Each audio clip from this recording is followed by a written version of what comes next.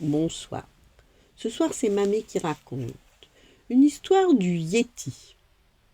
Dans les hauts sommets enneigés de l'Himalaya se cache une mystérieuse créature.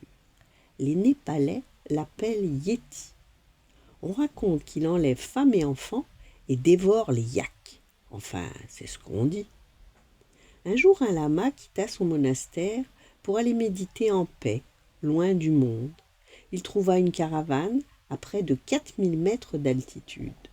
Il vivait là depuis des années, isolé de tout, se lavant dans le torrent et mangeant des baies, des fruits et de la tsampa, une bouillie d'orge. Il passait le reste du temps à prier.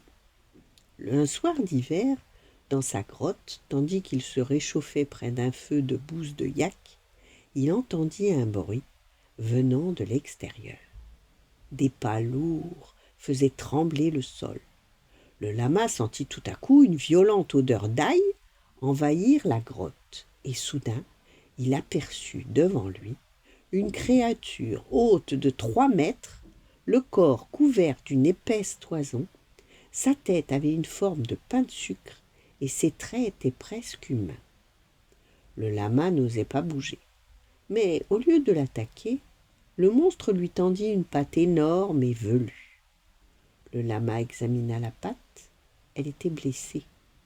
Du sang suintait d'une plaie qui allait s'infecter.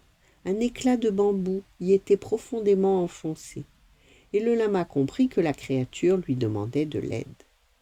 Rassemblant tout son courage et luttant contre l'odeur nauséabonde, il retira de la patte le douloureux éclat. Puis, il appliqua sur la blessure du beurre de yak.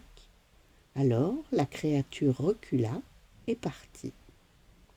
C'était sûrement le Yéti, celui que craignent les Sherpas et qui veulent capturer, se dit le lama.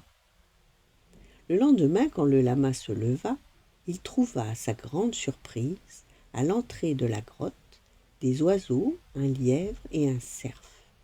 Par ses offrandes, le Yéti le remerciait de l'avoir soigné. Puis chaque jour, il prit l'habitude de lui apporter une part de ce qu'il avait chassé.